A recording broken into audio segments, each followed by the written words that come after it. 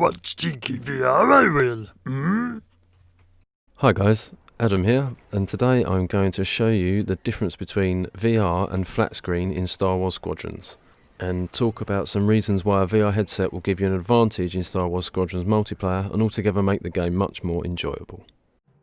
Firstly, I just want to mention just how hard it is for me to describe how amazing VR is in 2020. It really doesn't translate onto a flat screen. Of course, how could it? But VR is not like 3D films. 3D films add depth, but VR adds 360 degrees of immersive, real-life distance and perspective. And if you haven't tried VR, or if you haven't tried it since PlayStation VR, then it needs to be seen to be believed. It has come a long way. So that being said, I'll start with a quick word on enjoyment and immersion. The cockpit. The visuals and all-round look of the cockpit is fantastic. You can get a good look behind you and out of the windows of your starship to see the guns and cool features, and you can even see R2 back there on the X-Wing. This has so much fun and immersion all by itself. I honestly feel like I'm actually sat in the cockpit. It's amazing. Your avatar moves with you, so when you make a turn, the pilot turns the joystick, and when you thrust, the pilot pushes the thruster, although he's got no head. Actually, on a flat screen, you can double tap R3 to look around the cockpit, but it's slow and clumsy, and you can't control your ship whilst you do that, so it's definitely a no-brainer, i.e. you won't do it in-game, especially not mid-battle.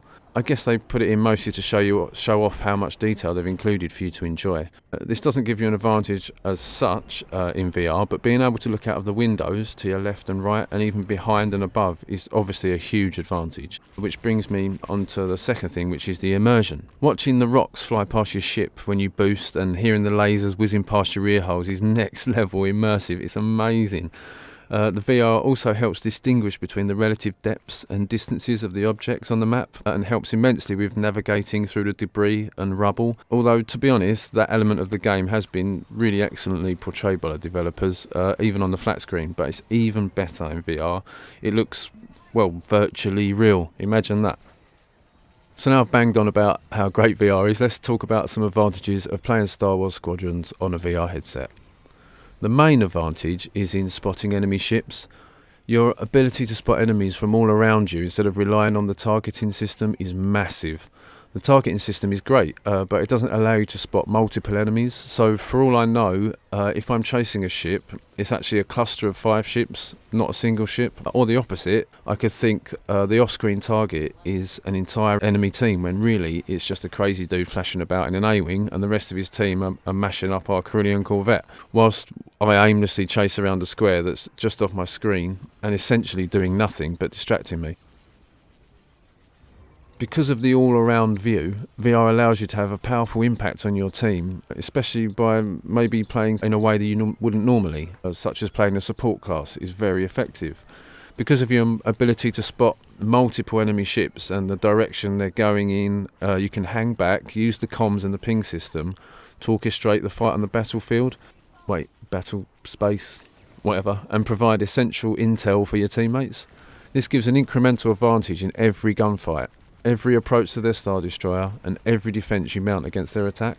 What's more, playing support means your teammates don't need to fly all the way back to the battleship to heal or reload, which is massive, because the game heavily punishes dying, and it takes what feels like an age to fly back home to heal your starfighter and re-equip more ammo and get back into the fight.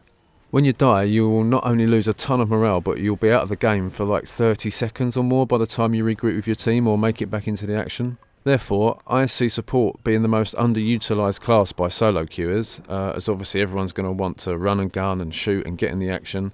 However, in my admittedly limited experience of Squadrons, support is already a hugely underappreciated component of a serious team, especially if you're in comms and able to communicate with your team to get the most value out of it. But whatever class you play, a VR headset will help you big time. Another advantage is being able to fly way off-piste while still being able to follow teammates and see your enemies. This is great because it allows you to sneak around the bottom of the map while still being able to see what's going on through the apertures above you and around you. I found I can sneak up on people when they least expect it this way, and also make it a good distance to their objective without being noticed as I'm so far away. I don't do this often, but it can definitely help bag a few kills and get a very small advantage. Okay, so this is an important one. The look then boost tactic in VR. When you're under attack, I can glance through the cockpit windows and choose a suitable location to boost towards. VR removes that random element of invasive manoeuvres and allows you to look and find decent cover, then boost into that suitable cover, and then look and boost again, so that the enemy ships will have a really hard time following you if they don't have a VR headset. And likewise, a VR headset allows you to counter this tactic more effectively by seeing where the enemy ship ends up, not just a roundabout direction they ended up in, which is the information that you'd get by looking for the targeting marker. The targeting marker is very useful for sure, but it's nowhere near as specific as just turning my head and looking with my eyes. As you can probably imagine, this element of VR helps no end with finishing off kills, but moreover it helps by knowing when not to follow up for the kill. So for example, if the enemy boosts left, then I can see by the targeter whereabouts he's gone, but not into what scenery, and more importantly, I can't determine whether or not there are any other enemy ships in the location to which he's flying. I've escaped being baited many times already by being able to see that he's flying directly towards his teammates and not just away from my kill pressure, and I can therefore make a quick decision not to follow and save my skin, whereas if I were just following the targeting computer, I would have chased him, hungry for the kill, ended up surrounded by enemies and most likely destroyed myself, which again has an impact on your morale and is not conducive to getting a quick win in Star Wars Squadrons. One point particular to VR players is the fixed reticule. So the reticule is fixed on your screen and you're seated when you play. This removes the possible physical limitations of using VR in other more cardio-intensive games like shooters and hand-to-hand fighting simulators. You're sat in quiet repose in a chair using an Xbox or PS4 controller, or if you're serious, a HOTAS setup. Usually in VR, one ends up squatting and ducking and flailing one's arms around like a lunatic and getting all sweaty, which is just not a problem in Squadrons. But moreover, the aiming reticle is fixed on the screen. This fixed reticule means that your VR headset doesn't determine where you aim, just where you look. So you'll always fire out of the front of your ship at the reticle on screen. So people who don't yet play VR don't realise quite how hard it is to aim in virtual reality, because they're used to games like Call of Duty where there's only one variable in their aim, i.e. the right thumbstick. But shooting in VR is much more challenging and requires more practice. I've got a video on this topic which I'll link to in the description, but basically in virtual reality you have aiming variables in your wrist, elbow, shoulder, stance and many other things. This basically means that if I lift my weapon and shoot at an enemy, but my wrist is cocked downwards, say just 10 degrees, it means I'll shoot the floor in front of me and miss the target altogether at just 10 metres.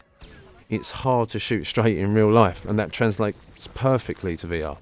However, in Star Wars Squadrons you don't aim with your body, you aim with the controller and a crosshair, so the skill that you need to focus on developing is flying in space, rather than the more challenging skill of shooting straight and getting fit, which turns many people off VR and inadvertently flattens the skill gap in Squadrons a little for the better, I think. VR gives you a small but important advantage, but however this is mostly in the Rebel ships. The Imperial ships have a more limited view, as there is a distinct lack of windows in the Imperial ships.